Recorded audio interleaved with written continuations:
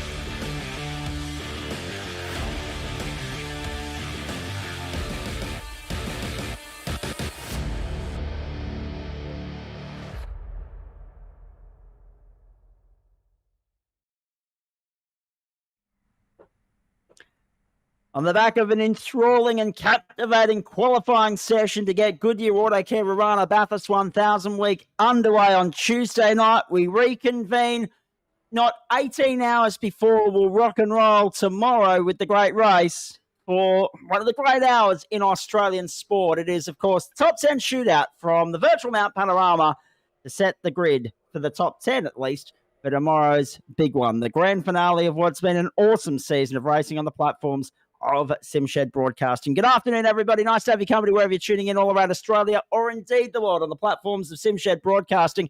Zach Caban with you for what should be a compelling hour and a little bit thereafter, of course, as the top 10 go vying for pole position. Does pole mean anything?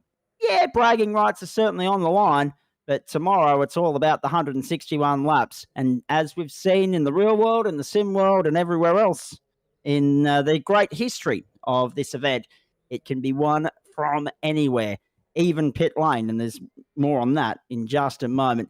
Joining us this afternoon, it's an absolute treat to have David Kirby standing by. Of course, he's teaming up with Jamie Dyke, who will be out in the shootout, fourth out this afternoon. But before that, a little bit of a special guest for you, ladies and gentlemen, and hopefully you'll pop in and say good day to us tomorrow as well. Few too many right-handers on this circuit for his liking. His words, not mine, from the Weekend Warriors. That's my co-commentator from there, Mark Johansson. Good afternoon to you.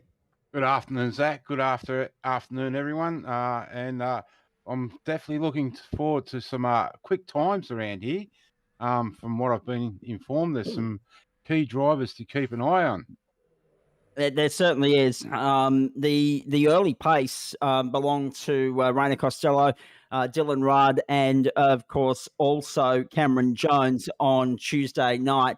And I can tell you that based on what you're seeing there on the screen, that's who will be in the top 10 this afternoon, or that's what the top 10 look like, I should say, at the end of Tuesday night. There is some news there with relation to Brian Borg, which I'll get to in just a moment. What's even more interesting here, ladies and gentlemen, is that the pace that we saw in qualifying, 204.293, has already been bettered in the practice session as these drivers prepare for the shootout. Rainer Costello currently 203.80. So there's a real opportunity that we'll see a 3 or 2 this afternoon. Magnificent stuff. Now, as it stood on Tuesday night, it was 5 and 5, Holden and Ford, with the Ford of Rainer Costello on the top step of the timesheets here, 204.293, just 0.017 clear of Sean Mcnamara, and of course, Dylan Rudd. Hayden Sell, the wildcard entry, less than a tenth away from provisional pole. It was a sensational performance from those guys in the Simshed Broadcasting Commodore. Simon Vella, Brian Borg made up the top 5. Then Rihanna Leonard, Dylan Pereira, Jamie Dyke, Ben Morris, and Stephen Bull. Less than a second covered the 10. And David Kirby, I might bring you in at this point in time as someone that is teaming up with Jamie Dyke in this great race, in this top 10.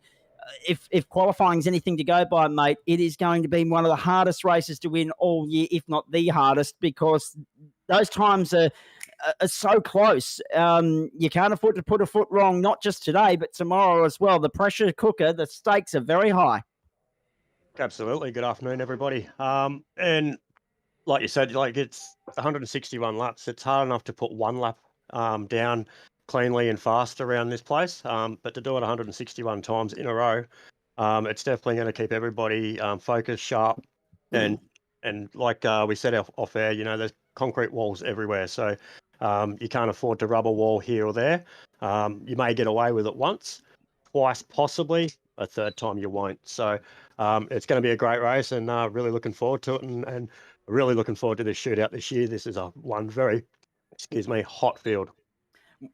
Great interest in this shootout from all over the country. Both sides of David Kirby's stable have messaged me in the last minute here to say good afternoon and show us their vantage point from where they're watching the shootout. Good afternoon to Rob Carmichael from the Fishy Motorsports stable, and to all the Calamari Racing stable boys that are watching on from Benalla in northeastern Victoria ahead of tomorrow's Real World Winton 300. And of course, Parry starting his 20th 300 this weekend. We wish the boys all the very best down there. Don't forget to take the monitors with you and keep one eye on Bathurst as you go, as we get set for what should be a compelling shootout here. Now, the big news between Tuesday and Saturday is that Brian Borg has been withdrawn from the shootout. And the reason for that, and it's also the reason why my co-commentator Dean Reddit is not here this afternoon. Matt Davis, of course, off competing in Speedway tonight. He'll be back ready for the 161 laps tomorrow.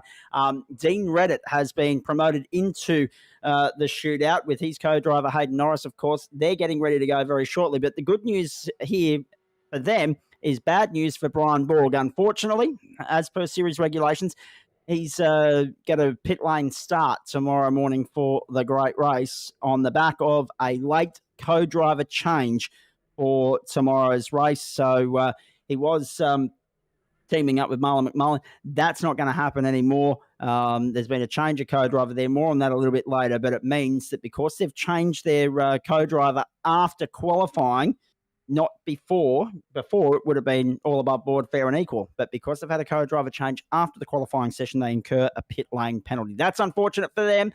Their loss is Dean Reddit's gain. Our man is in the shootout through his co-driver Hayden Norris. He'll be driving the car very shortly. We'll give you the top 10 entry list very soon. But in the meantime, it's Mt Panorama. Before we have a look at the track info, let's go for a lap, and let's do it as we did. It was a big hit the other night with three of our young guns, of course. Hayden Sell's going to talk you through part of the lap. Rihanna Leonard and Rainer Costello to bring it home for you on the platforms of Simshed Broadcasting, the inside line of the best real estate in the land.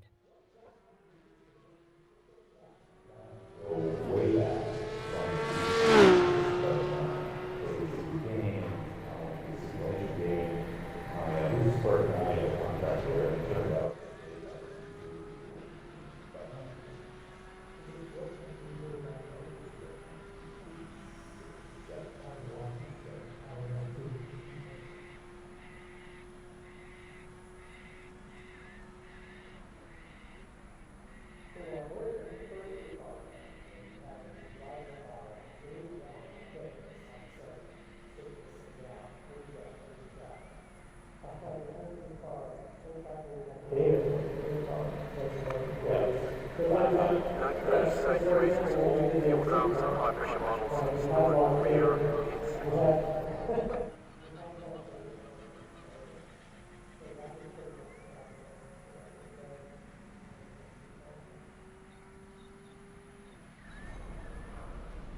You probably stick to one flight or the guy comes on the car, you can switch car and try to run something.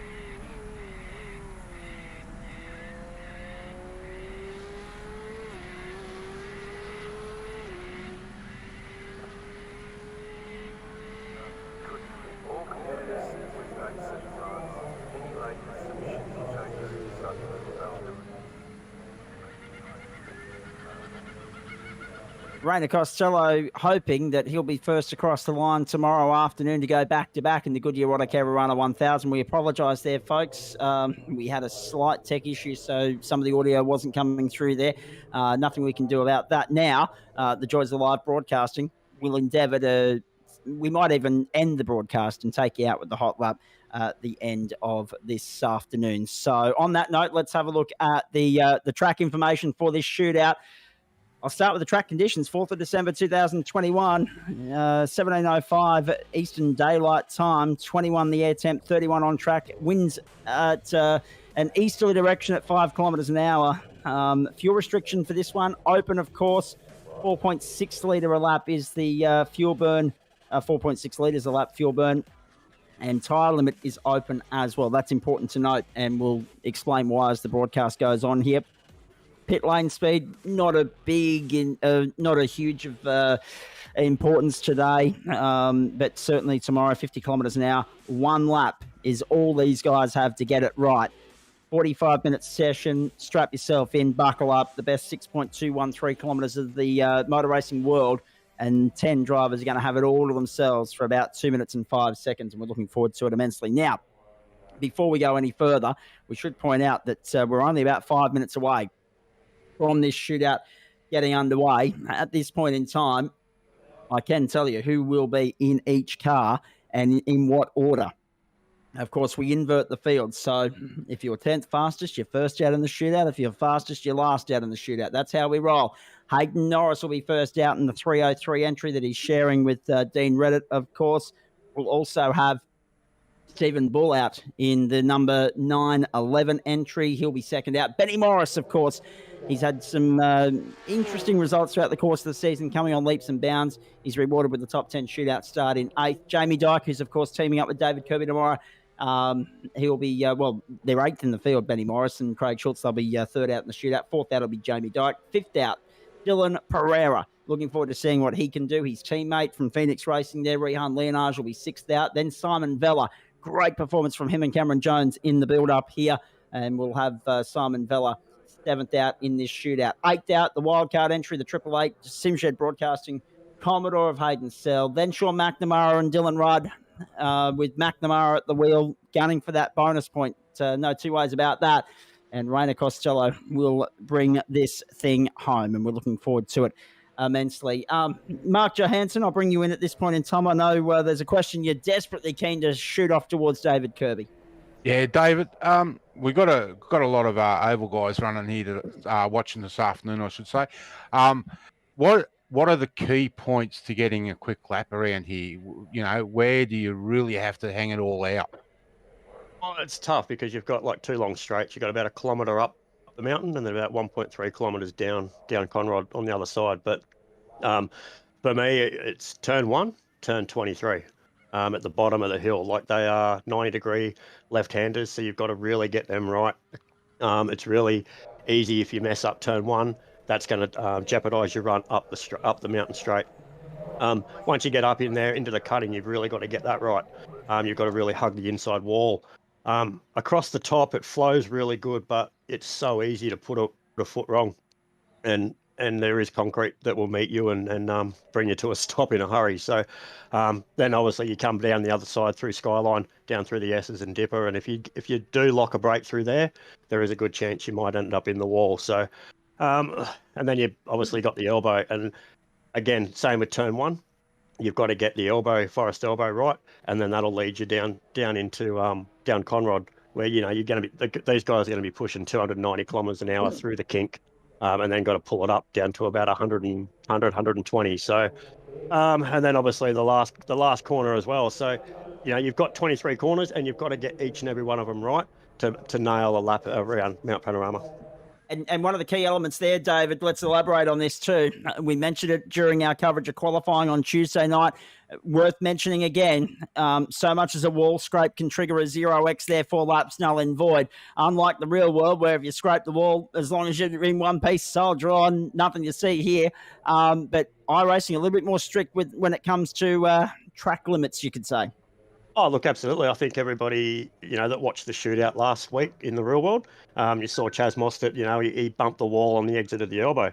In iRacing, obviously, that would have been a 0x. That would have been you basically bin the car, no time recorded. So that's one thing that these guys have got to be mindful of. And the most critical spots really of that is up through Reed Park. You can really, if you push, once you come out of the grate there, and, if you understeer a little bit further to the right, if you scrape that outside wall, you're done and dusted. And then again at the elbow, they're probably the two main points.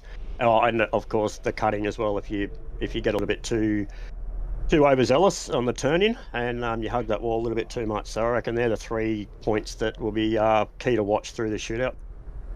All right, you can see the cars there sitting in pit lane, getting ready to rock and roll here. All 10 of them lined up, ready to go. Now, it'll be, of course, the 303 of Hayden Norris that'll be first out onto the circuit in a matter of seconds here. The safety car with Craig Schultz behind the wheel is halfway down Conrod on his way back to pit lane at this point, and we will have a start any tick of the clock for the Goodyear Autocare Warana 1000 shootout. And of course, a big thanks to Goodyear Autocare Warana, naming rights sponsor of not only the Supercar 1000 that we're running tomorrow, but also the Super Series for Real Sim Racing Australia, which we run every Tuesday night throughout the course of the year. This is our 40th race meeting of the season for what we normally would call Tuesday Night Motorsport, to our friends at DSL Welding, who've been the naming rights sponsor of the Super 2-Week Series throughout the course of the season, and to Dragon RC, who are the sponsor of both Series Triple Crowns. Of course, the Triple Crown up for grabs this weekend in both Super and Super 2, as well as the outright championships as well. Compelling situation in the Super Series with Rihanna Leonard up against Sean Mcnamara for the title tomorrow. 6 hours is a long way. It's going to be tenderhook stuff, nail-biting stuff every step of the way tomorrow. Reminder of our coverage tomorrow, 9 a.m. Australian Eastern Daylight Time. We will bring that to you. The race build-up for 60 minutes, then we'll take a quick break for the sake of Facebook Live timings, come back, and then launch into the great race at 10:15 Australian Eastern Daylight Time. So we're going to run it 2 hours earlier than the boys last week, and hope to finish 2 hours earlier than they did last week as well. Mark Johansson, your thoughts before we get going here? I mean, even as an oval racer, there's something about this place. Oh, mate, this is without a doubt the best racetrack in the world, and to see some of the best V8 supercar drivers headed out through the top 10 is unbelievable. I feel privileged to be able to be here to see this top 10. And I was going to say, I'm going to predict Hayden Sell to put it on pole. Just because of the number, 888, you can't go wrong with that number. Everyone's got their preference and everyone's got a reason for it. I like it, mate. Thank you. Looking forward to your expert comments and insights throughout the afternoon here. David Kirby, we are delighted to have you on board for the journey here as well. Hayden Norris already sitting in the green room. We won't bring him in just yet because obviously we'll have a chat to him after he gets this lap done. The nerves, the energy, everything's buzzing at this point in time. But for you, as someone that's not in control of what's about to happen, it's your co-driver, Jamie Dyke. How are the nerves? And do you have a particular care or preference, I should say, as to where you start here tomorrow for the 161 laps, or are you just happy to be in the show today? Oh, look, being in the show is obviously a real good bonus, and against the quality field that, you know, RSRA puts on each and every season, and it keeps getting better. So to make it into the 10, that's a positive in itself. But obviously we want to start on at the front. And I think, you know, Jamie's definitely the man to put the 307 fishy CM racing car up the front. So I am nervous for him because, like you said, I've got no control. But yeah, it's showtime, isn't it? Let's go. Let's go, indeed. I'm sorry, Dave. I couldn't do what you're doing. I have out there on this place and not be in control. I literally have like cold chills going down my arms at the moment. So, but look, it's going to be hot. Like I said before, this is a really quality top 10. It can go either way, and like I said, you know, your bumper wall, you're done and dusted, and you start from the back of the 10. So here we go.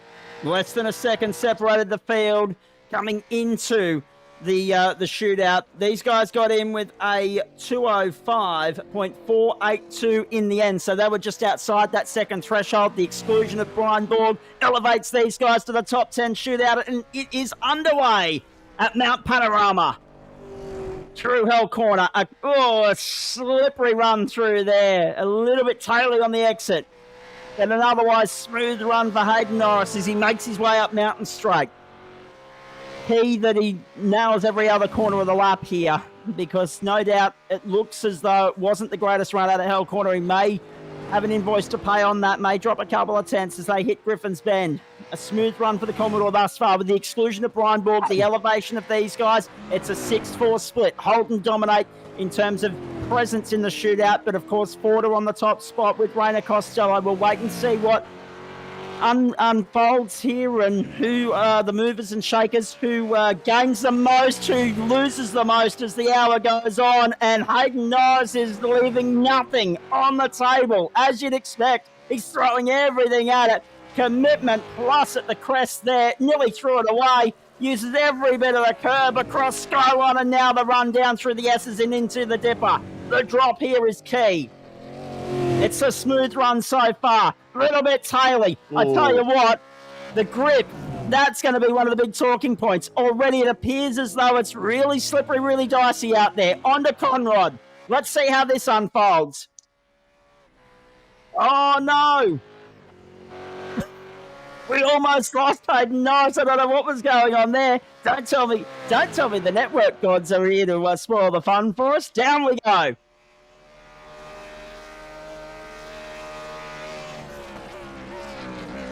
So into the chase. Let's wait and see. Used a lot of curb coming out of the chase. Through 22, the run under the bridge, down to Murray's. This will be the benchmark for everyone else to try and eclipse. Last turn, checkered flag. Let's wait and see what the time is for Hayden Norris. It's a 205.1. It's actually better than the time that they got into the shootout with. It was a 205.4 that they got into here with. It's a 205.115 that they leave here with. So it's an improvement, and it would have actually got them into 8th position.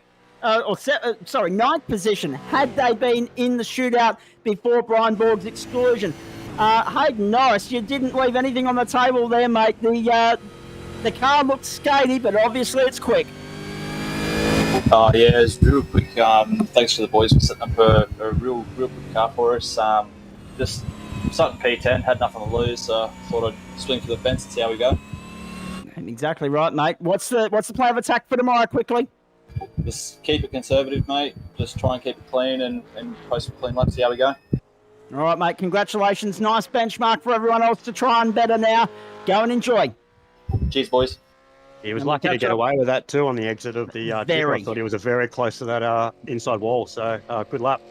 Absolutely. No, well done to Dean Reddit and Hayden Norris there. I'm sure Dean would have been sweating bricks there at one point during that shootout. We'll hopefully hear from our co-commentator a little bit later on. In the meantime, Stephen Bull's got his lap underway.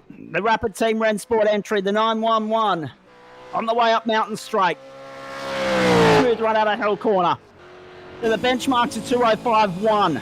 That's what we know. So you get the feeling, boys, and I don't know how you feel about it, but I want to get your insights here. You get the feeling that a 3 is probably going to be on for pole position based on what we've seen thus far. That was a 0.3 of a second improvement already from Hayden Norris. He's purple sector 1. And this is of course Stephen Bull you're talking about. So purple through sector 1. That means And he's 2. faster than And Hayden 2. Norris. He's definitely up this lap, Stephen Bull. So on Hayden. Up against the wall, left nothing on the table there, across Skyline. Brilliant run thus far. So this will be Stephen critical Bull, 2 coming green down here now. boxes. Yeah, every corner's critical from this point forward. Oh, geez, a little bit of a bubble through. Millimetres between the rear view, side view mirror there and concrete. Onto Conrod. 3 green boxes thus far. Are we going to the 4s, second up in the shootout? I think he looks like he may have lost a little bit of time to Hayden coming down the hill, but the end of the lap here is going to be critical. He's definitely up though. Just repeating, of course, Brian Borg with a pit lane start tomorrow because of a change of co-driver. So that's why Stephen Bull was originally 10th. Got elevated to 9th, second out in the shootout. Very dark clouds above, but the rain module hasn't been released with iRacing as yet, so it'll be a dry shootout. Across the line we go. 2:05.1 the benchmark. This is better. It's a 2:04.25. It's not just better, he's obliterated the time that Hayden Norris put down Stephen Bull. Wow. That is astonishing stuff.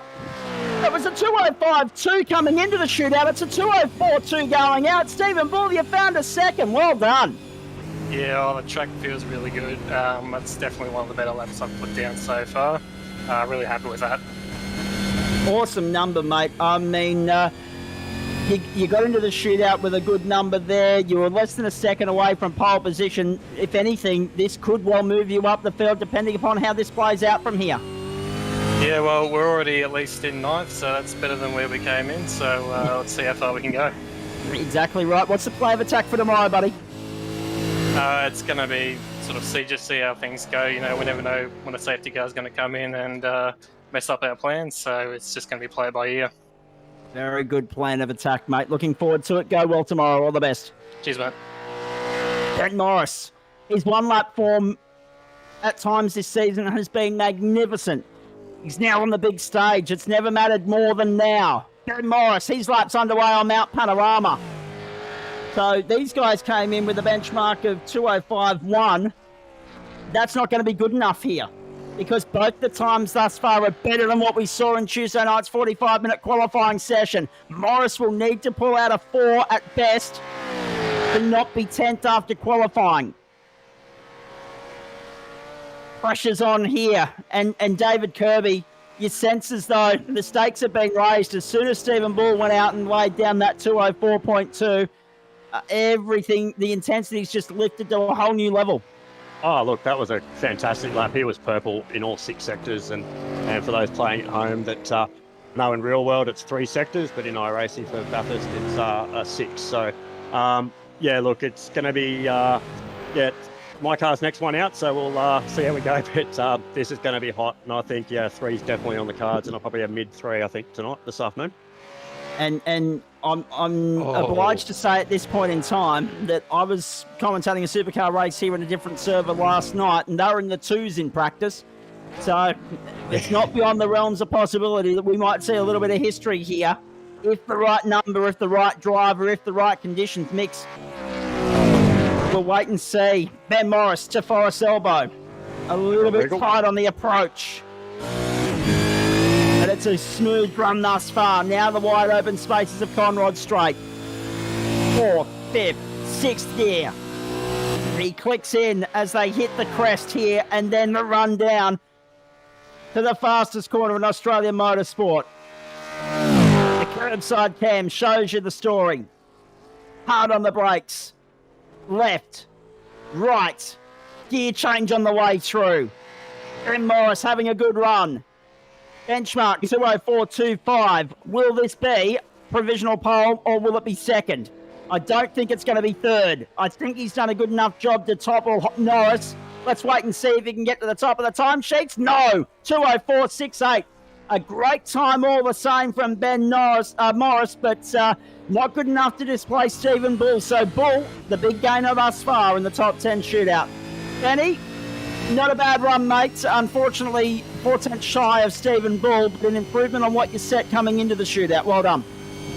Thanks, mate. It was wasn't real great. I buggered up the dipper there, so I think there's probably a fair bit more in it. But you know what? We'll take it. We're in the top 10, and so far I think we should be okay. So we've got a really good race car, so we're looking forward to that. I was going to say, one lap pace has been your wheelhouse throughout the course of the season. Race pace hasn't been too bad, but tomorrow's a long day, isn't it? It is, mate, and Craig and I are really looking forward to it. I think we spent a fair bit of time on the race setup, and we just couldn't quite get to grips with the quality setup for this one. I don't know why, but we're really looking forward to tomorrow. It's going to be a great race. 161 laps. Can't wait. All right, mate. We wish you all the very best. Good luck. Go well. Thanks, mate. Now, I can sense the nerves kicking in for David Kirby because right now he's watching his teammate for tomorrow in the cross-entered Fishy Motorsport Calamari Racing entry. It's Jamie Dyke. He's had success throughout the course of the season. Of course, he grabbed a race win at Coda in what fast became a race of tyre wear. That was the main defining talking point on that occasion. He won the Triple Crown in Season 2. Dyke has had a sensational year. Kirby no slouch himself. Let's wait and see what these guys can pull out in the top 10 shootout and how they set themselves up for tomorrow. I should point out, I didn't get a chance to mention it before we got going in the shootout here. There have been 2 rounds of the RSRA Super Series and 2 rounds of the RSRA Super 2 Series to this point at Mt Panorama this year. As far as the Super Series is concerned, pole has been claimed by 2 men, and they're sharing the number 1, Sean Mcnamara and Dylan Rudd. So they're the benchmark, and we'll wait and see if anyone can topple them this afternoon. Through the first sector, green box thus far for Jamie Dyke. On the run up towards the top of the mountain, smooth run thus far. Trying to avoid the curbs where possible, and the wall. He didn't get in as close to the wall there as other drivers have done. Across the top, what are your thoughts thus far, Dave? Oh, he's definitely playing a little bit conservative, I think. You've got to really stay away from those walls. But, look, I don't think it's going to be quick enough to beat Stephen Bull. But I think it's definitely going to put him up there, hopefully in front of Morris and Schultz. But let's see how he goes down Conrod. As we've already said, everyone thus far has improved on what we saw on Tuesday night. But unsurprising, the track a little bit cooler than what we saw on Tuesday. Partly cloudy, 23 degrees, but track 28 degrees at the moment. Perfect almost conditions for a top 10 shootout around Mt Panorama. Into the chase we go. Jamie Dyke, not necessarily the greatest qualifier in our series, but a hard-charging racer. And that's what you need tomorrow. You need a little bit of patience and a little bit of, nursing the car and looking after it. But you also need to be a hard charger, especially when you get to that last 20 laps. Across the line we go. Jamie Dyke, what's the number? It's 4! It's a 4-1! Wow. It's a 4-1 for Jamie Dyke! Top of the timesheets thus far, 204.135. Oh, what a nice number from the man affectionately known within our ranks as Ludo Lacroix. Jamie Dyke, a 204.1. Provisional pole is yours. Long way to go in this shootout, but the numbers are really hot this afternoon. How are we, fellas? Yeah, it's pretty good lap. Well, I was going to say, we're fine. How are you? I mean, how are the nerves throughout the course of that lap, mate? The nerves are really up there. I made a little bit of a mistake at a particular corner that I think if someone nails the lap, they could probably go quite a bit quicker. The car felt like it had a 3.8 in it. But, no, I'm happy with that. I'm happy with a 4.1. Definitely quicker. 3.8 would have been better. Yeah. What about the pace in the racetrack, mate? It's astonishing stuff. Yeah, it feels really good compared to qualifying did on Tuesday night. Yeah, it feels great. Very grippy. Since you're both here, do you mind letting us in on who's starting tomorrow? One of us. Okay. One of us. No Paper, comment. rock, scissors. We'll tell you. We'll tell you at 10:15 tomorrow. Isn't it? All right, looking forward to it. Jamie Dyke, well done, mate. Congratulations. Awesome lap. Thanks, boys. Nice Let's lap, get mate. on with it. The shootout continues. And on the run to hell corner now comes Dylan Pereira. His lap is underway. The 185, of course, tomorrow will share with Tim Mulford in one of two Phoenix Racing stable entries. The time coming into the shootout for these guys, 204.956. That were the last of the 6 or 7, if you include the now displaced Brian Borg, in the 204s. The 204.9 is not going to be good enough this time round. Can Dylan Pereira find a few tenths here as he heads towards the cutting, the steepest point of the circuit, 1 in 6th grade? About 4 tenths up at the moment on Stephen Bull's time. But we'll see how he goes the rest of the lap. But he's definitely got it hooked up. It seems like the track's getting faster. These guys have got a pivotal role to play at some point tomorrow. Remembering, of course, the Super Series Championship is between Rihanna Leonard and also Sean Mcnamara. The team tactics with Phoenix Racing, Dylan Pereira could have a role to play there in a bid to help Rihanna Leonard secure the title. Down we go. It's Holden against Holden tomorrow with the wild cards thrown in for good measure. Let's not forget Rainer Costello, Lachlan Murphy, defending champions, not in championship contention, but someone they're going to have to factor into the equation. What can Brian Borg do from the rear of the grid? So many unknowns and variables tomorrow that could play a part in deciding the championship fight. Down Conrod we go. This is Dylan Pereira on a good number. Rev limiter absolutely pinging. The Caltex chase. On the limit, on the brake, got it turned in nicely, got it out of the chase beautifully. Uses the curb under the bridge.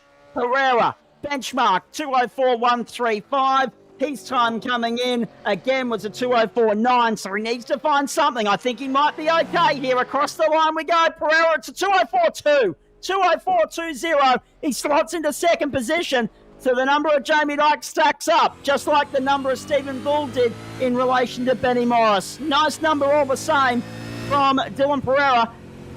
Clean lap, mate. Fast lap, 204.2. Happy?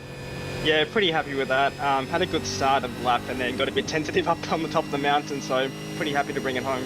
And to be fair, today's not the day to be binning it, and you couldn't afford a 0x. That would have null and voided the time. Yeah, 100%. So there's a fine balance between sending it but also keeping it clean. Exactly. Mate, long way to go tomorrow. What's the plan of attack for you and Timmy Mulford? Yeah, well, Timmy's actually recovering from a bit of surgery this morning, so I may be doing the bulk of the driving, so we'll see how we go, but keeping the car clean is the main rule. And to be fair, you've got a little role to play tomorrow when it comes to potentially helping your teammate Rihanna Leonard across the line of the championship stakes. Yeah, absolutely. That's been my main focus all season long, so I'll do the best we can for Rihanna. Congratulations, mate. Nice number. Go and enjoy the rest of the shootout. Good luck tomorrow. Thanks, Zach. Dylan Pereira, beautiful stuff. So, we're halfway there, boys. 5 down, 5 to go. Take a breath and then hold on because we're about to get stuck back in once more. This is Rihanna Leonard. This is the 11-year-old that has stolen the limelight in this season of racing. Leads the championship coming in to the grand finale. Was the winner of the opening round of the season as well. Back in the back end of September. He's pretty much been at the forefront of this championship from the outset. He has not let up. There was one race or two races that didn't go his way. One was Summit Point. One was the reverse grid race at the Hungaro Ring. Everything else, he's been right there in the pointy end of proceedings, as you need to be if you're a championship contender. This guy, the pressure's on his shoulders, but he's got probably the most formidable co-driver in the paddock tomorrow in Lassif Leonard's dad to steer him through and maybe potentially play a pivotal role in helping him secure an historic championship.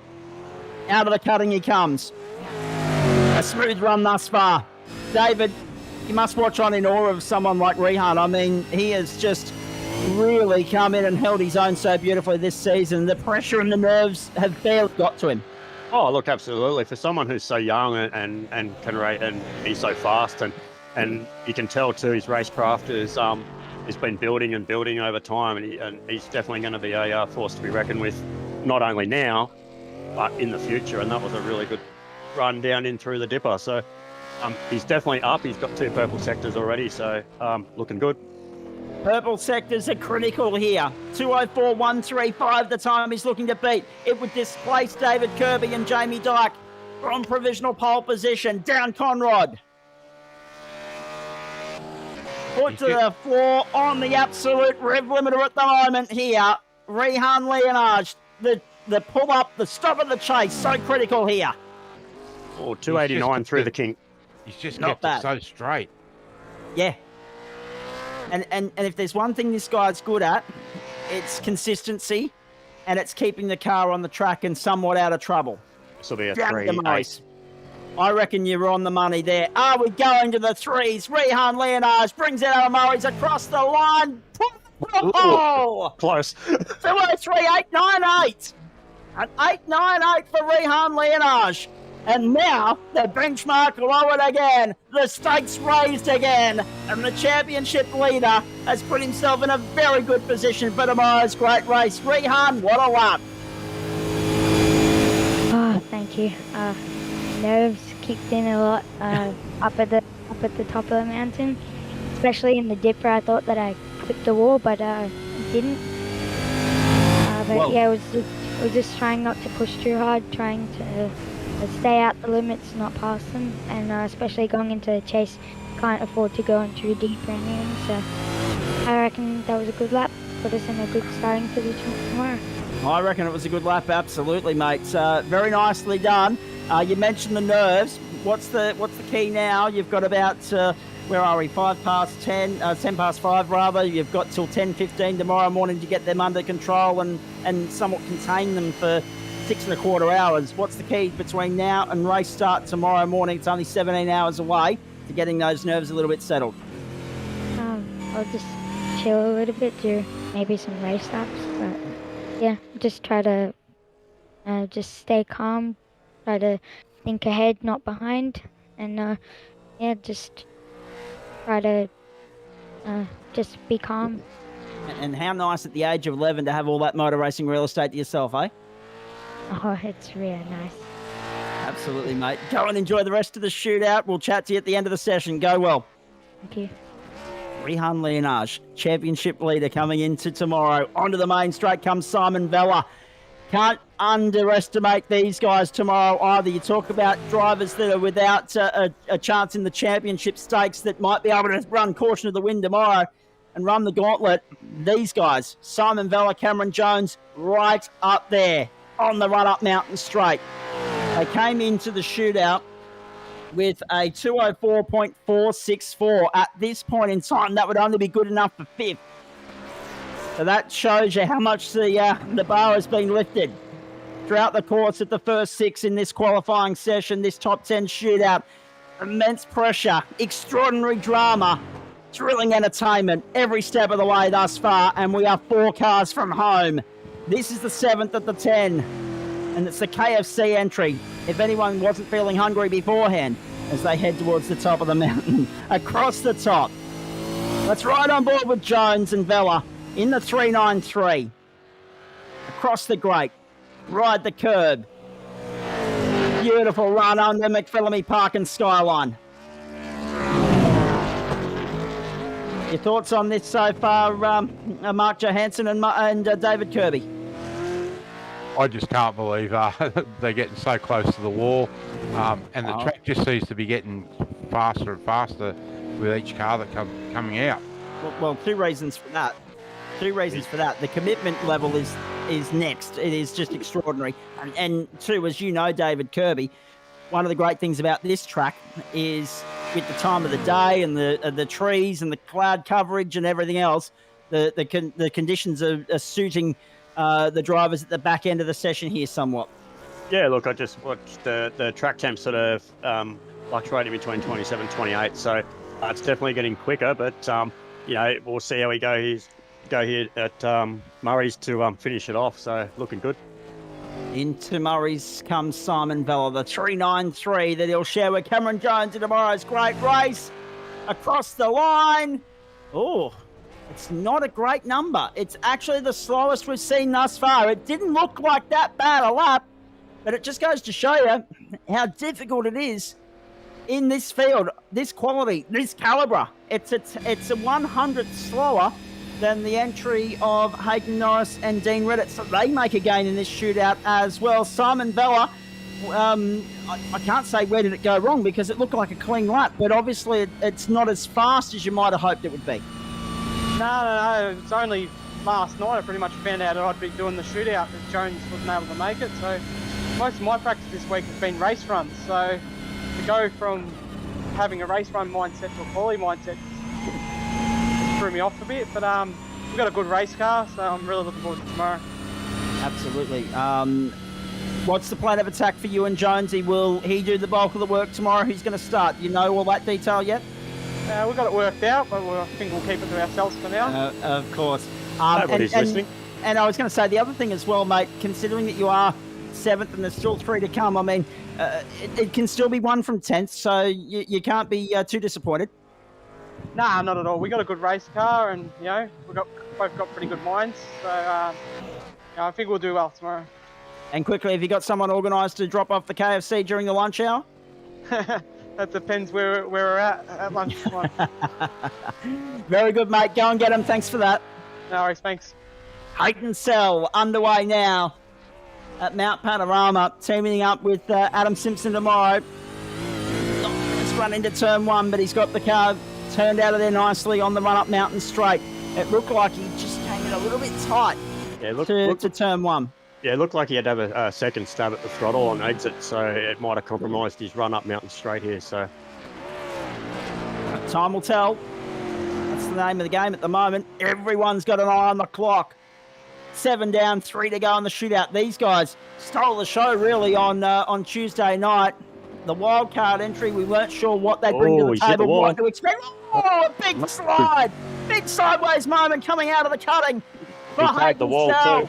And he tagged the wall, so whether it's going to compromise his lap or not, we'll wait and see. Will iRacing take this one away from him? That's what I was talking about earlier, Zach. It's through the cutting there. If you get in too greedy, you can run the left-hand door up the inside of the wall. So we'll see what happens at the end here, see if it's a 0x or he registers the time. Absolutely. Still on the limit, coming down through the S's on the run towards the elbow. Simon Vella might all of a sudden be looking at this and saying, hang on, what might have been 10th is now going to be 9th. So we'll wait and see. Still Taylor coming out. This is not dissimilar to what we saw from Hayden Norris. It was a very skaty car for him at the top of the session. We're seeing something very similar from Hayden Cell here at this point in time. On the run to the chase. The 2 big guns are standing by, Sean Mcnamara and Raina Costello. But wait and see what Cell puts on the table here before we get to the top 2. Under the bridge. The run to Murray's. They're on the edge in the Sim Shed broadcasting. 888 Commodore across the line. The time has not registered. That is so disappointing for those guys. So disappointing for them. And the session is done, unfortunately. So Hayden Cell, as we welcome you in, that's got to be a little bit disappointing, mate. You started 3rd provisionally coming into the session, 3rd last out in the shootout, everything looking good.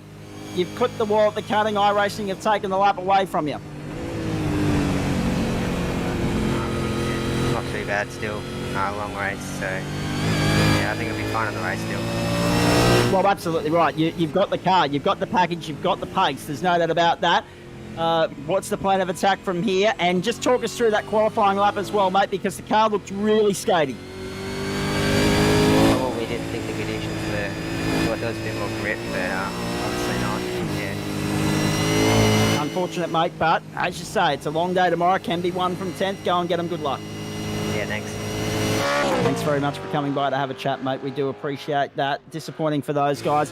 But we said all along, David Kirby and Mark Johansson, that's part of the risk of an iRacing shootout at Mt Panorama. Had that been the real world thing, would have got away with it. Unfortunately, iRacing a little bit stricter.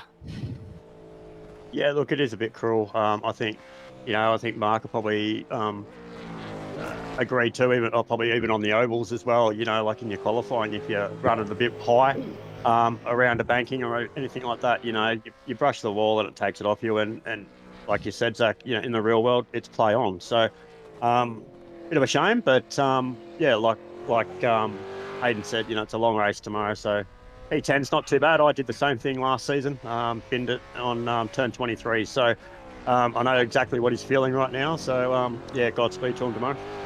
Yeah, and at least he's out of 10th, not out of last. Well, that's exactly right.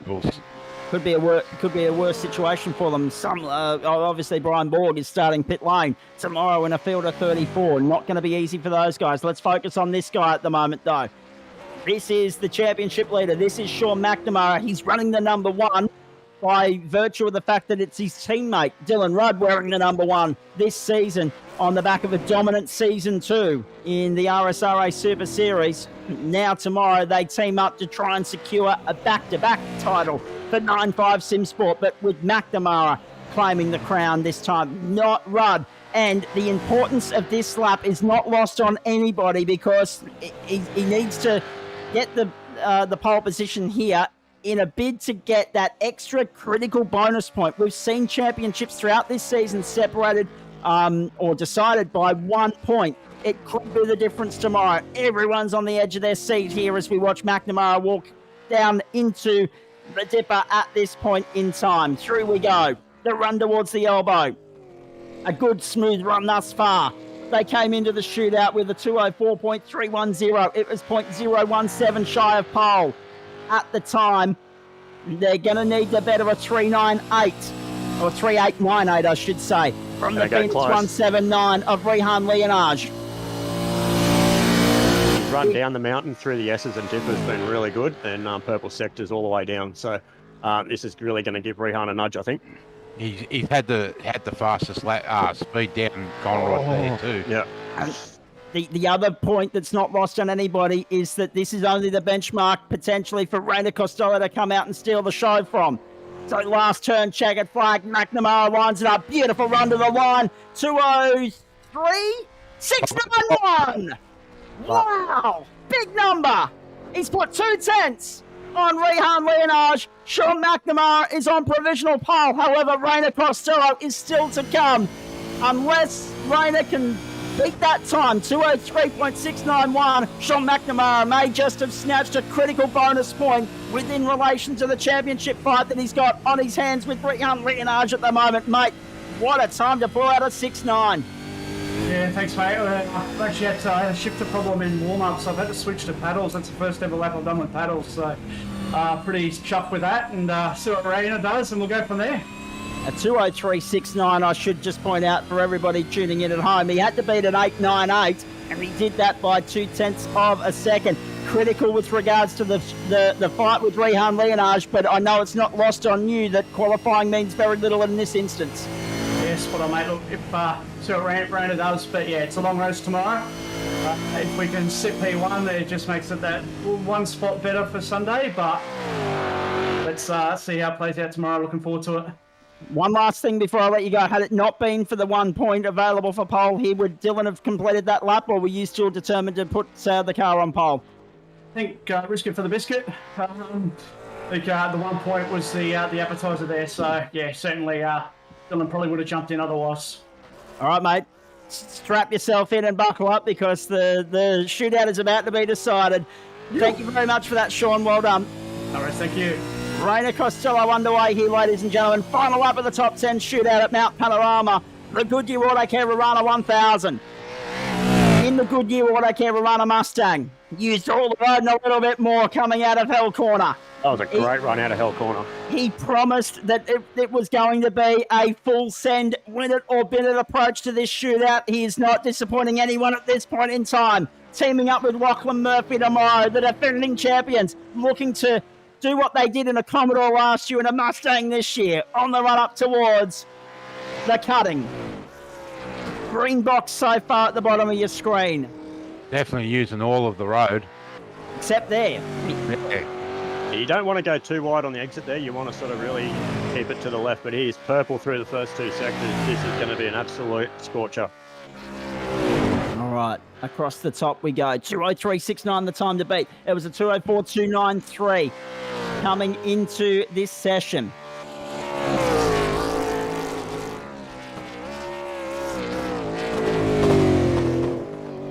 Down into the dip, the S's, the run towards the elbow.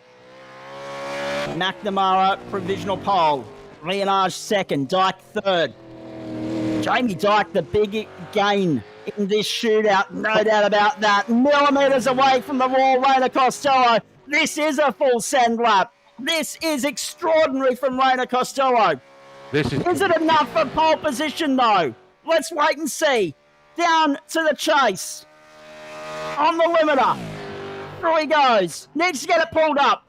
On the brakes, hard. Left. Right.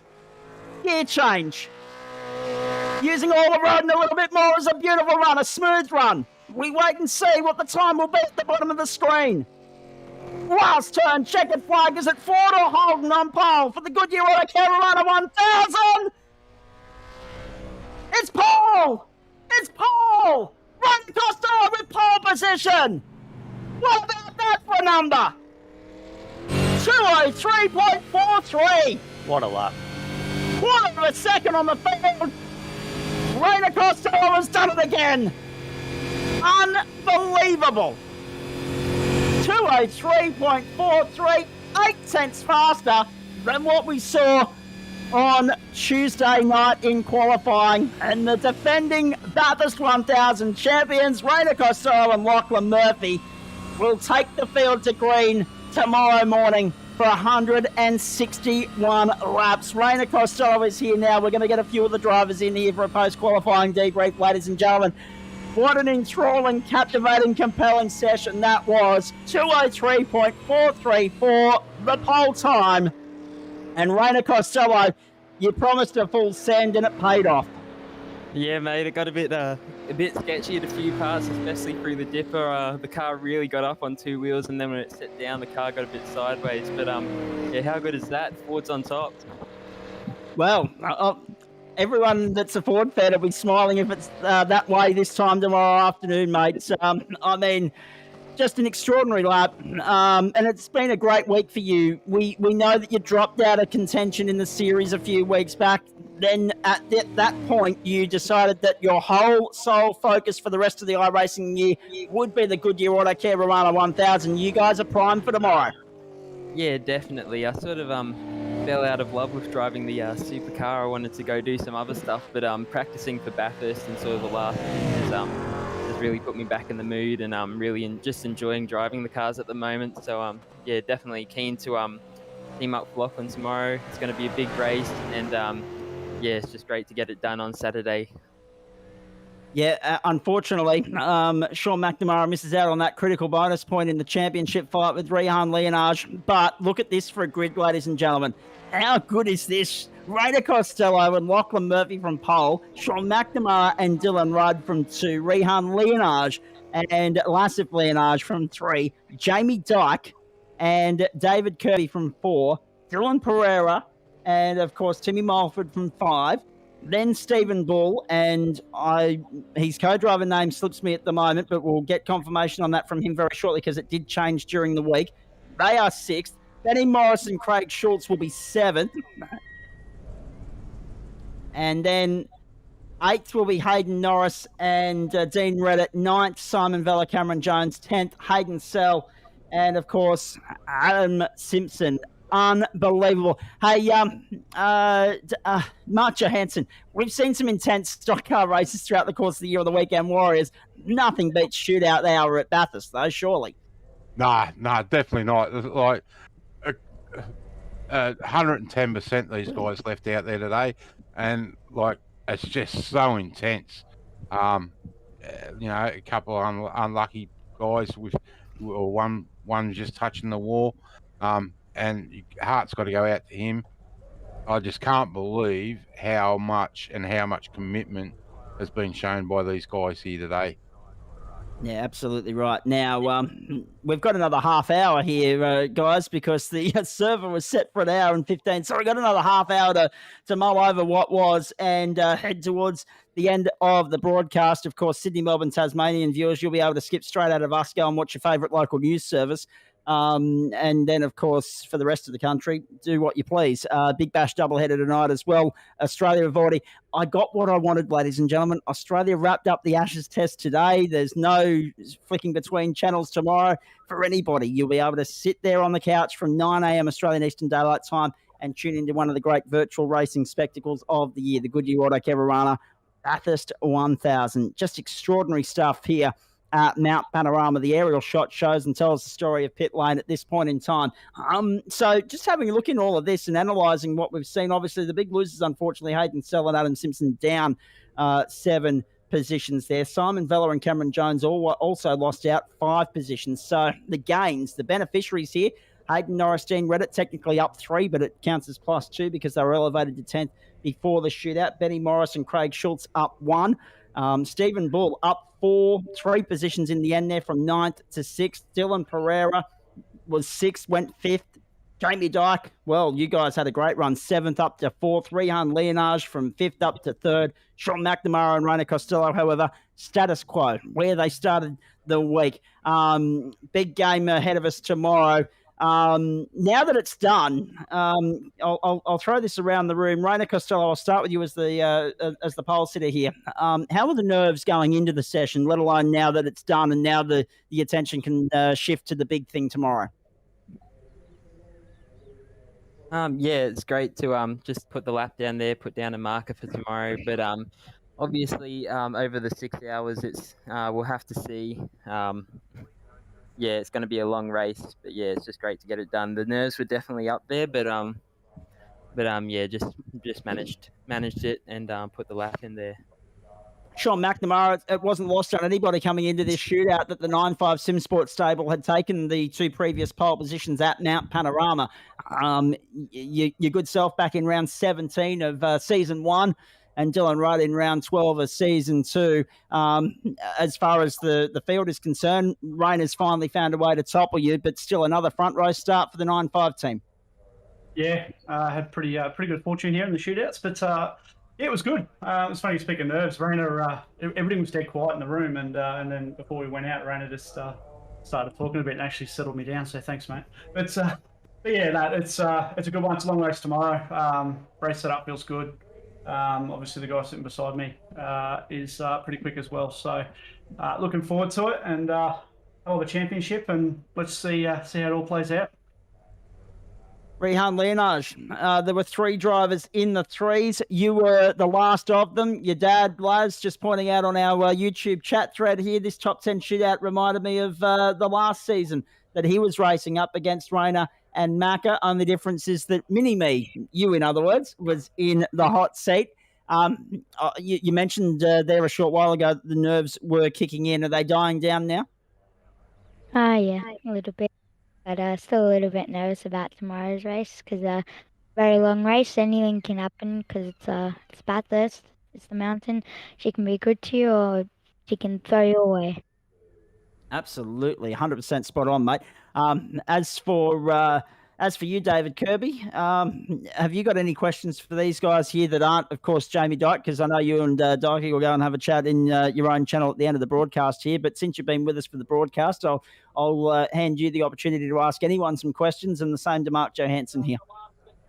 Oh, look, I think, congratulations to all 10 of you. That was a really hotly contested shootout, and you all deserve your place there. But really, I think we've done the showpiece. This was the showpiece of the week, really, as it is in real life. So it's now just like to throw it around. Like, how do you attack the start of the race tomorrow? We're starting in the middle of the day. It's going to be hot. The track's going to be greasy. How do we attack that at the start in the first stint? Anyone? Put the other driver in. That's what I'll do. Might be the way to do it. All right. Gentlemen, just some breaking news here, and I can't say anything on it as yet. As soon as I can, I'll have some breaking news for you as well, and we might even get JP in to elaborate on the details of that. But in the meantime, let's continue the conversation here. Ben Morris, you sat in the commentary box for part of the show last year. This year, you're in the show. You must be looking forward to it. Yeah, mate. I think, firstly, big congratulations to Rihanna and the top three as well. I think they did an amazing job. It's a long race, 161. I think I said on the broadcast, I reckon we've got a quick race car, and looking forward to that. And like as it's done lots of times before, safety cars and strategy will play a big part in what happens. So I think for us, we're just going to try and hook onto the back of these front runners and see how long we can stay and follow them around. Jamie Dyke, yourself and Stephen Ball were the two big improvers in this shootout in terms of positions gained. Outside of the second row, I mean, that's without doubt one of your best qualifying performances of the season. We know you've always been one to watch when we get into race trim, but to pull out a number in qualifying like that, put yourself on the outside of the second row with three of the favourites in this race ahead of you only. You guys have got to be chuffed right now. Yeah, pretty happy. Everyone knows I'm not the biggest qualifier, and strategy is my strong point. But as I told the boys before we jumped in, I'm just going to go hard. The worst it's going to be is 10th. So, what's there to lose, really? Well, this is exactly right. Sean Mcnamara, how do you play the 161 laps tomorrow? I mean, we know the variables. Traffic, there's more cars in the field than what there was this time last year. Safety cars, they're bound to play a part. The changing track conditions evolving throughout the course of the day. Race finish is going to be somewhere around 6:15 server time. Last year it was a little bit earlier than that. We're running the race in accordance with real world timings from this year. And of course there's going to be those that want to send a message in the early part and lead from the outset, and then there are those that are going to play a patient game and wait for their moment. Where do you sit with tomorrow's plan of attack? Yeah, I think it's a bit of a nonchalant answer, I guess, but just see how it plays out, depending who we start and how it all rolls through the first stint. I think this season's shown that if we can get through the first few laps at any track, it tends to go green for a bit. So hopefully that's the case. Everyone can just settle into a bit of a rhythm, and but really, keep the car as clean as possible and buy a ticket to that last 20 laps. So that's what it's really all about tomorrow, and see how we go with it. Absolutely. Stephen Ball, the other big mover in the qualifying session. That was a magnificent benchmark to lay down there for everyone to match. Benny Morris fell short. Simon Vella fell short. Hayden Sell obviously had the lap taken away from him. So you guys have had a big gain here. Yeah, we were very happy with that lap. It's a lot better than we thought we were going to do. So a little more nervous now, starting from that far up the grid. Were you guys placing more emphasis on tomorrow, or were you wanting to have a big run today? I've been doing plenty of quality practice, but my team had obviously just been turning laps on the race set. So that's going to be me this afternoon. Make sure I get all my race practice in. And we're just going to send it, see how far we can go. Now, just for clarification for the broadcast booth here, who is it teaming up with you tomorrow? Because we did notice a late change there in your team setup. Yeah, that's going to be Timothy Cook joining me. Copy that. And obviously there was a reason for the late driver change. Are you able to elaborate on that? Yeah, Jared Bailey's picked up a few penalties in the last race, and unfortunately didn't have a clean race to spend on it, so he's picked up a race ban for this one. I tell you what, David Kirby and Mark Johansson, that's got to be gut-wrenching for Jared. I mean, one of our form drivers throughout the course of the season. He started in Super 2, quickly got promoted into the main game on the Tuesday night. This is almost like missing the equivalent of an AFL and an NRL grand final for these guys. So I could only imagine how dejected Bailey must be feeling at the moment. I think he'd be heartfelt. It's like missing our Daytona 500. You know, it's the biggest race of the season for these guys, and yeah, unfortunately, you've got to serve your penalties if you get them.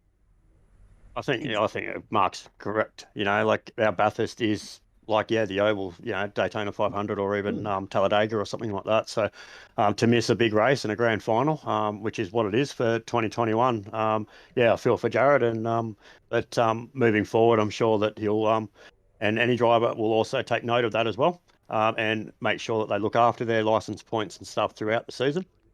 So that they don't end up in the same position. But gutted for Jared, and but I wish the team all the best tomorrow. Hayden Norris, we left here on Tuesday night. You and Dean Reddit were 11th. Then you got promoted to 10th, and you find yourself in 8th for the big one. That's an awesome session for you guys.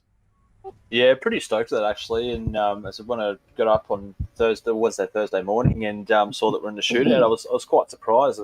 Just because we were quite disappointed it didn't get into the shootout on Tuesday, but here we are, and even gained an extra 2 spots, and definitely can't complain with that. No, exactly right. And of course, Dean Reddit's on double duty tomorrow because he'll be starting here with us in the commentary box when he's not in the car, of course. So looking forward to getting his insights throughout the course of the day. He'll be somewhat playing the David Kirby role tomorrow in the broadcast because we know that Kirby was a little bit nervous watching Jamie Dyke rip and tear around. No doubt, I dare say Dino will be the same when you're in the car. And that's the great thing about these races. It's a pressure cooker from first until last, isn't it? Because, and I'll bring Dylan Pereira in at this point in time. One of the great things about it is you've got as much control as you possibly can have when you're in the car, but then you're leaving the control up to somebody else, and there's not a damn thing you can do about it. So you guys will be on tenterhooks from first until last tomorrow. Absolutely. So I suppose part of the role the co-driver is to keep the driver on the track focused, all the information relevant. First time doing an enduro for me, so I'll be learning as I go along, but looking forward to the challenge. How much preparation on that note? That's an interesting point that you make. I dare say there'll be a couple of people in the same boat as you tomorrow. This will be the first time that they've done a long distance race. How do you mentally and physically prepare for something like that when it's your first crack?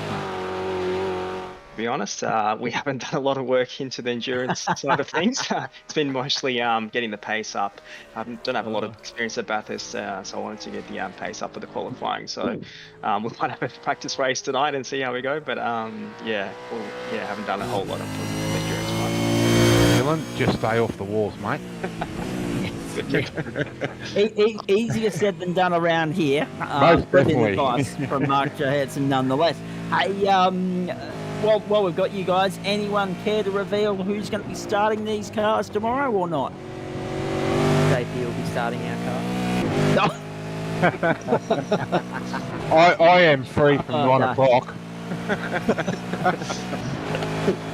You're already booked in for a commentary stint, are you not, Mark Johansson? I think we have your dulcet tones join us for a stint tomorrow. Yeah, but as I said earlier, mate, there's too many right-hand turns for me. Yeah. That's very true, of course. For those of you that haven't been tuning in throughout the course of the year, when we've done Saturday night motorsport, with the exception of 1 or 2 events, it's all been left-handers. It's been stock car oval racing with Mark Johansson and the great people at the Weekend Warriors. It's been good fun. I've got a question for Hayden Norris. When you left on Thursday night, was it you were in 11th?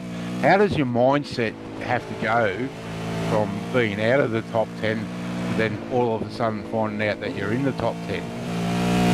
Oh, it just obviously planning out the race, and then because I didn't even think anything of the qualifying anymore. So I was just jumping in the race set and doing some practice with that, and obviously to find out on Thursday that when we were in the shootout, I just had to jump back in the quali set again, and Yeah, it's just like definitely a big surprise, that's for sure. But we're here. We'll see what we can do. Indeed. I'm going to go to Hayden Sell on that note. Obviously, you guys will be a little bit disappointed that you've dropped from 3rd to 10th in all of that.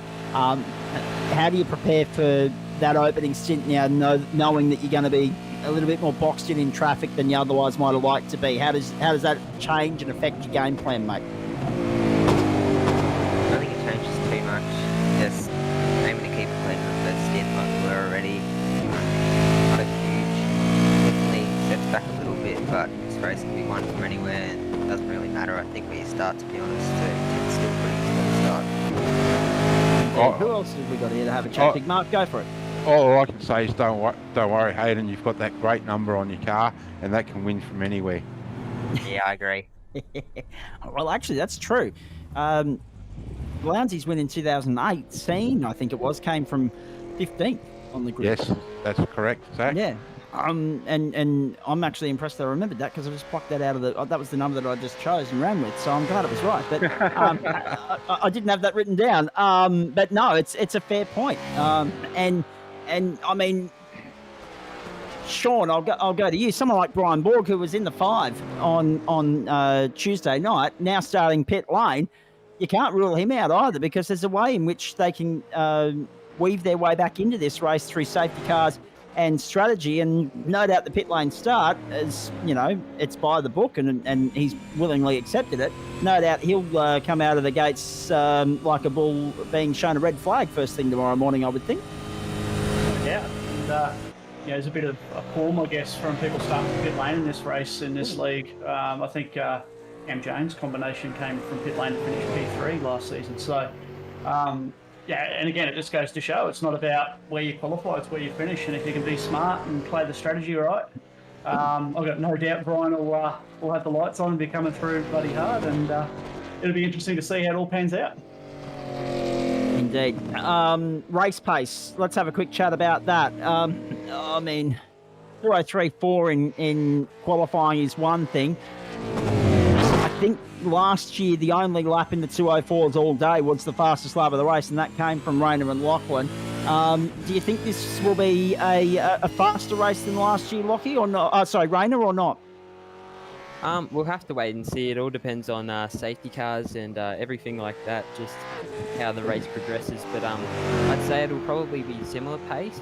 It shouldn't be that much faster, and if it is, I'd say maybe like by 5 minutes or something like that at most. But yeah, definitely it's going to be a hard one, because also there hasn't been as many safety cars this season, and everyone's sort of been driving better. So yeah, especially with the longer race, I'd say there is a possibility we could definitely beat it. I was going to say, the fact that last year you guys, the winning time was 6 hours neat and 30 seconds. If we go any faster than that, we're sub 6 hours, which no one's ever done before in the real world. 6 hours, 1 minute was the record back in 2018. No one's come within striking distance of that ever since. So we'll wait and see what you guys can offer up tomorrow. Sean, what's a good race pace here, mate? What are you thinking? Will it be high 4s, low 5s? Well, I think with the current temps, you're probably looking towards 5, 6s. But we'll see. At the back end of the race is where the pace is going to come in. I guess temperature right now, 26 track. It's probably pretty similar to what it'll be tomorrow afternoon. So we'll just have to wait and see, I think. I think if you're in the 4s in this weather, we're expecting your tyres won't be hanging on too long. So it'll be interesting to see. It's all going to depend on what that track temp's like. Rihanna Leonard, your dad was in the green room a short while ago during the shootout. We didn't get a chance to drag him in and have a chat to him. How's he feeling about tomorrow? How much prep's gone in at his end, given that we haven't seen him on the grid in the last 2 seasons? And tomorrow's obviously such a critical day for you, more so than him. How much prep's gone in at his end? Fair bit, but it's been a lot around setup work for just a shootout lap. But yeah, fair bit of work in, not just for him, but for me and Dylan. But yeah, I reckon it's going to be an interesting race, and it's going to be interesting during like the early and mid stages of the race when track temp's going to be at its peak and really burning those tires. But yeah, it's going to be a very long race. See a lot of people making moves towards the end of the race, but at the start too, people being impatient. But, yeah. I might, if I can, bring JP in at this point in time, just with regards to fuel and tyre regulations for tomorrow, mate. It's been a talking point throughout the course of the season that there's been a fuel restriction on all these races. There's been tyre limits as well. What are we staring at for tomorrow? Obviously, we know the fuel tank will be open. It'll be a full tank each time they come in and pit, up to 111 litres. What about tyres? Are we open slather, or have you put a cap on it, mate?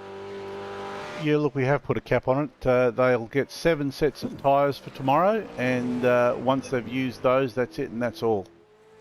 All right, copy that. And does that mean that there's a compulsory pit stop number in here as well? We haven't set a compulsory pit stop, and I think at this late stage of the game, it wouldn't be fair to go and set a compulsory pit stop on the drivers.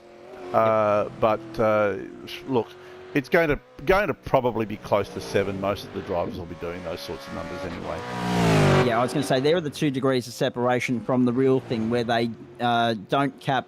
Well, they do cap the tyres, but they also don't. They also have that fuel stop compulsory number. We don't have that. We don't have that compulsory pit stop number. But we do have obviously tyre set restrictions on the drivers as well. And that, if memory serves, with 7 tyre sets, if you do 7 stops, one of those tyre sets is going to have to get double stinted. It's just a matter of strategy play where and when you opt to double stint these tyres. What's the tyre wear been like this week, Sean Mcnamara? Well, a bit of drop off to Zach. All the way. No, again, track temp, mate. Project isn't massive around here, I'd say, but you know it's easy to. It's going to be more about that track temp. It's easy to have a slide and cook a tyre, and once you cook a tyre on these things, goodbye sort of thing. It struggled to get that pace back. So really going to have to be. I mean, the double stint piece would be very interesting. You're going to have to manage the tyres very well to make that work. But it's a tough one. Look after them, and they'll stay with you. 34 starters was on. That's what we had on the entry list coming into this week. 68 drivers. That's going to automatically mean more traffic than what we had for last year's race. Now, by virtue of safety cars and the ability to bunch the field up, I don't seem to recall anyone having too many issues with lap traffic. But that's something you got to factor into your game plan tomorrow, I guess, Rainer. Yeah, definitely. In the previous years, it's always been pretty good with traffic and everything. It's never really been a problem. But yeah, it's obviously something that you keep in the back of your mind, especially when you're coming around a blind corner and there could be a car stopped or something like that. It's definitely something to look out for. So yeah. Jamie Dyke, whilst you're here, can you repeat the feats of your performance at Coda earlier this season tomorrow and grab the P1? Because the last time you won the Triple Crown, it was by virtue of consistency. It wasn't by virtue of winning races. But tomorrow, now that you're not necessarily in championship contention, no doubt all eyes are on the big prize. Yeah, maybe. Obviously, we will have to see how the race goes, how it plays out, if and when the safety car comes in. There's no guarantees for anyone. I mean, it took 12 years for the pole sitter to get another win. Yes. Yeah, so true. So, yeah, we'll take it with stride. I'll give it my hardest. To say I'll win, I can't give you a guarantee on that. But to be in the top 10, I think we've got a good chance. Exactly right. So, Zach, Mark. I've just done some quick calculations there. Yes, mate. With 7 sets of tyres, they're going to have to make the tyres last 23 laps. And around here, I reckon that's going to be a big ask. So I reckon whoever looks after them and don't put the lateral strain on them will come out on top. And I guess whoever can get that double stint out of a set and have a fresh set for the rear end of the race is going to be looking good. Yeah, absolutely. And there was one other important point out of all of that, 4.6 litres a lap. So it's a 111 litre tank. We divide that by 4.6, 24.13. So on those numbers, you times 24 by 6, you get to 148. So there's the potential to essentially do this on 6 stops, and the 6th being a splash and dash. However, Bathurst is Bathurst, and we know, Sean McNamara, that potentially it could be as many as 7 pit stops, because you might end up with a different strategy if a safety car gets called early and then everybody ends up somewhat out of sequence per se. Yeah, I think that's the hard part. Is, I mean, safety cars never fall when you want them. Pretty bloody rare. And then I guess it's about what you run the risk. Do you pit under safety car early, and then you're out of sync, I guess, with those that you're kind of racing. So then it comes down to awareness of everyone about who you're really racing on track. Yeah, I think it shouldn't be too much fuel save going on. Just get on with it, get into it. There'll be safety cars, and I guess again we'll see how it all plays out. But yeah, it's going to be interesting. It's definitely going to be interesting, because you got to think of well, do you want to take that early safety car and top with fuel and get 1.5 stints out of the set of tyres? It could play either way, and really play into some guys that aren't that quick in the race. Absolutely. Now, let's continue the conversation here, boys, because we've got a couple of minutes before we need to get out of here, but I am standing by for some other news as well. So if we can get that out before the end of the broadcast, we certainly will. In the meantime, Rihanna Leonard, as the championship leader, you've been on top all season since that strategically won race at the Circuit de Barcelona Catalunya at the very top of the season. How are the nerves for tomorrow, let alone the nerves for today? How are the nerves for tomorrow, knowing that it's not just Sean McNamara that you're going to be competing with tomorrow? It is in a championship sense, but it's not in a race sense. And does that affect the way in which you attack tomorrow or not? A little bit. It'll just be mostly me trying to stay off walls. Just try to keep the car in one piece. I guess that's the goal for tomorrow. Hayden Norris, quick question: Have you got a spotter other than Dean Reddit for tomorrow, so that we can steal him in the commentary box as long as we can?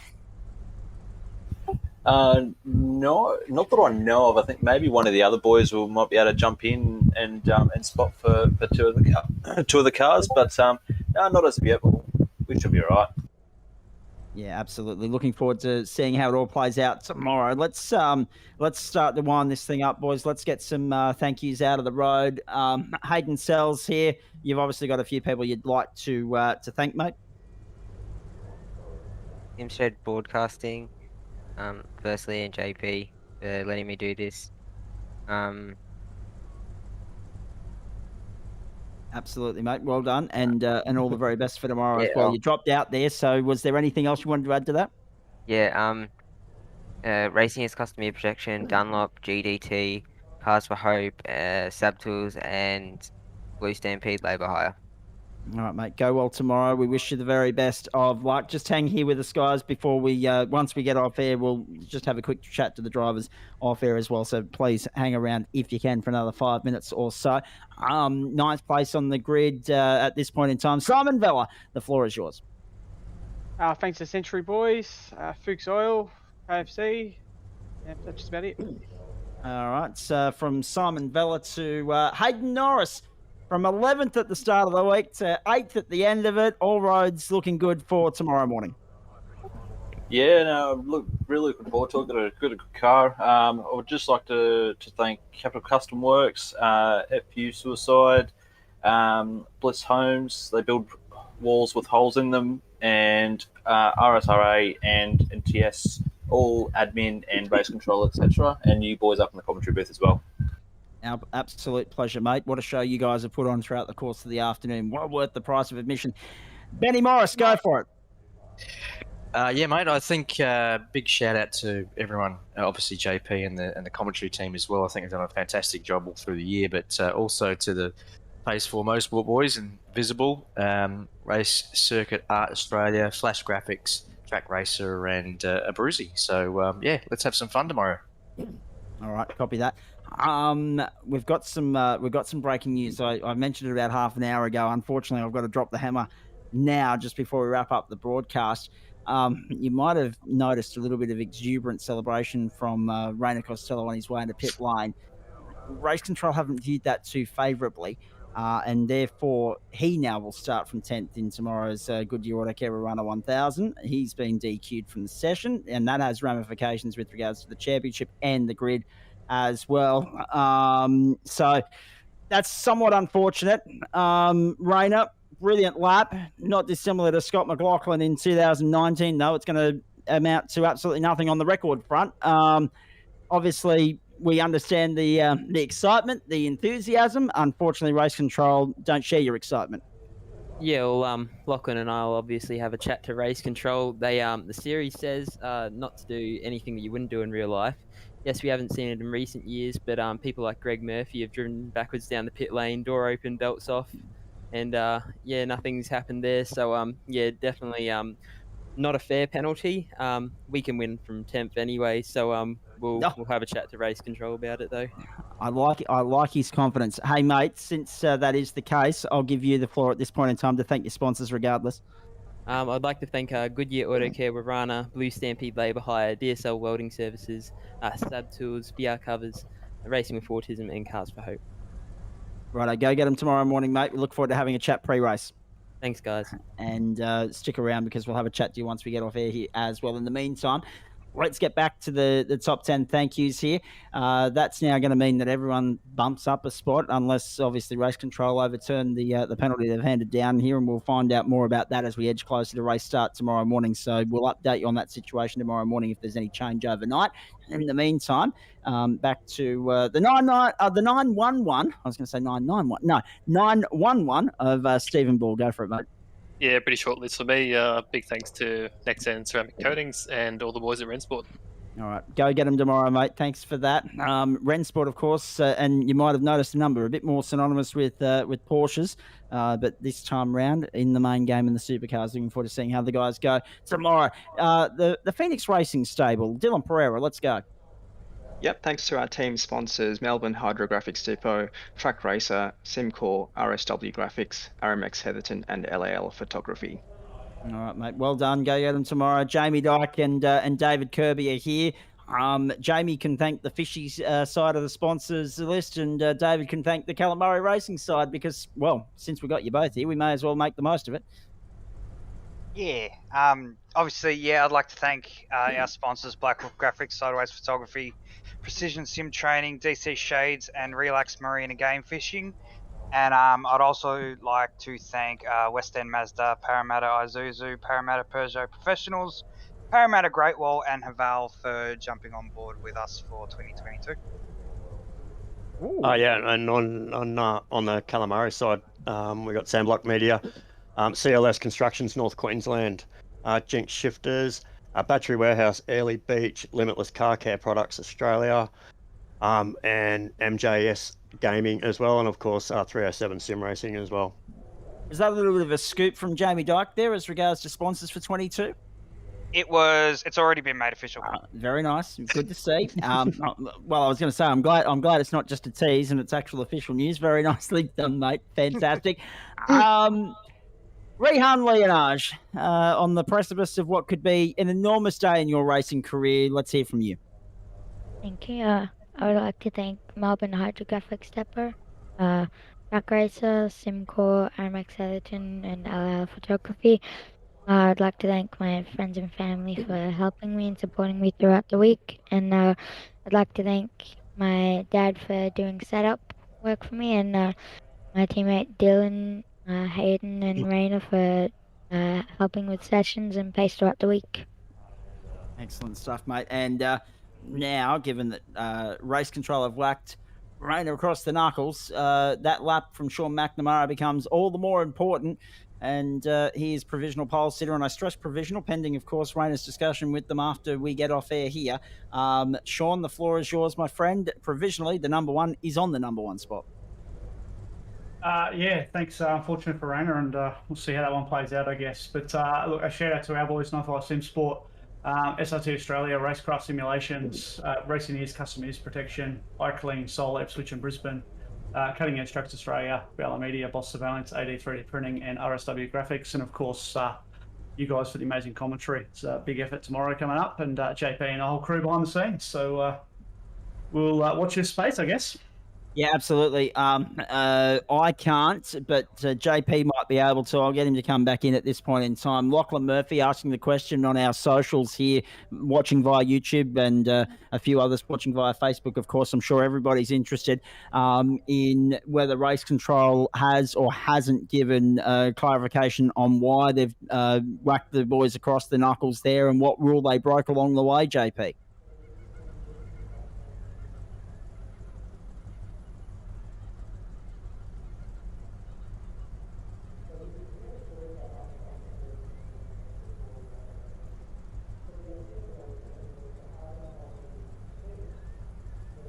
All right, so in that case, it is disqualification from qualifying, and the boys will therefore start in 10th position. We'll wait and see how all that plays out tomorrow morning. Oh,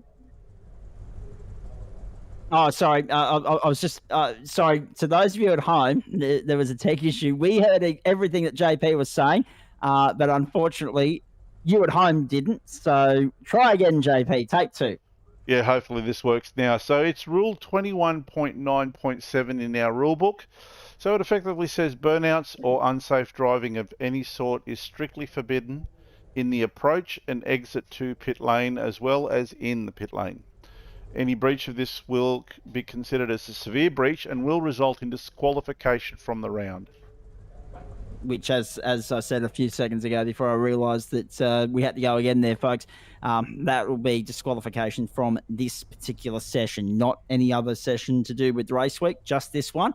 The boys will start from P10 tomorrow. I'm sure Rayner's willing to go and have a chat to Race Control about that. We're going to let him do that in just a moment as we wrap up here.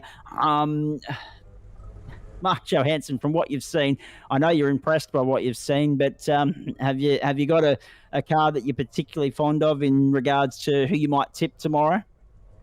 Look, Zach, I'm going to stay with my mate Loudsy's number. It's got to be Hayden Seal. I'm a Loudsy's fan from way back from when he first started. I was at his first race when he started V8s, and I'm going to stick with that number, 888. But good luck to everyone that's in the race tomorrow. And as I said, it's going to be a little bit of NASCAR work tomorrow with saving tyres and saving fuel where you can. I think that will get you home in first place tomorrow. Question for David Kirby here, considering he was so generous and giving you his time this afternoon to come in and join us for some expert comments in central commentary. If push comes to shove and we get a safety car with maybe 10 laps to go, and heaven forbid if that's the case, because all hell's going to break loose and my voice box might not be able to sustain the pressure. But if we do, where ideally, if it's not the lead, where ideally would you like to be positioned, and how far back is too far out of contention to potentially push forward and win the thing? Well, if you're not in the lead with 10 to go, you want to be second, don't you? Second, third, fourth, maybe? How far back is too far back? All depends on really how the state of the race is going, I suppose, how your tyres are. You might even have, obviously, with our series, and real life, safety cars called pit lanes open. So if it falls at the right time and we may have a set of tyres up our sleeve, it all depends on how the race plays out, over the 6.5 hours. So how long's a piece of string, and what's what's tonight's lotto numbers? Good question. Unfortunately, I just don't have an answer for you. 22:41. 307. Yeah. Dear, oh dear. Hey, on that note, guys, thank you very much for sticking around to have a chat to us here. Post-race, post-session rather. Congratulations on putting on a sensational show for the audience at home this afternoon, for us here in the commentary box, and doing the series proud. And we look forward to seeing what you bring to the table tomorrow. Go and get them. All right. On that note, let's give a plug. We've just had the drivers give a plug to their sponsors. Let's give a plug to ours. I reckon that's probably a good idea before we go any further. Of course, we couldn't do what we do here without the generous, terrific support of Goodyear Autocare Warana, DSL Welding, Dragon RC, Blue Stampede Labour Hire, also the great people at SDK Gaming and Track Cams for Gourmet. Don't forget, Goodyear Autocare Warana, 443 deal on selected Goodyear tyres, buy 3, get 1 free. On selected Goodyear passenger and 4x4 tyres. Tomorrow, 2 Dragon RC Triple Crowns go on the line. The DSL Welding Super Series, Super 2E Series goes on the line, as well as the Goodyear Autocare Warana 1000 and the Goodyear Autocare Warana Super Series. So there's 5 trophies on the line tomorrow. Plenty of silverware up for grabs. Looking forward to bringing it to you immensely. Matt Davis, Dean Redder will be here tomorrow. Mark Johansson will stop by for a yak as well. JP's here all day. I'm here all day. It's going to be one of the great spectacles in all of sim motorsport this season and in the RSRA Super Series. This will be the 40th and final championship round of the year. 17 in the first season, 12 in the second, 11 in the third. We've got to 40. Tomorrow, they go racing for 1,000 kilometres, 161 laps, near enough to 6 hours of all-out, all guns blazing, full throttle action from the best real estate in the land, the Mt Panorama Circuit in Bathurst, New South Wales. Our race preview from 9 to 10. Then we take a quick intermission break, take a pit stop, get stuck into it for the race start at 10:15 Eastern Daylight Time. Hope you can join us then on the platforms of SimShed Broadcasting. In the meantime, Rainer Costello clocked the fastest lap, but Sean Mcnamara has pole. Rainer's been whacked across the knuckles. That's just, poke the bear and added fuel to the fire. Watch those guys and also the Triple Eight send it from the 5th row of the grid tomorrow morning. And it means that we couldn't ask for a better scenario at the front of the field because 2nd and 1st in the championship are 1st and 2nd on the grid. It all goes on the line tomorrow. Hope you'll join us on the platforms of SimShed Broadcasting. In the meantime, on behalf of JP, David Kirby, and Mark Johansson, I'm Zach Caban from the virtual Mt Panorama Circuit. Have a great night, everybody. We'll see you tomorrow for the Goodyear Autocare Warana 1000. Bye for now.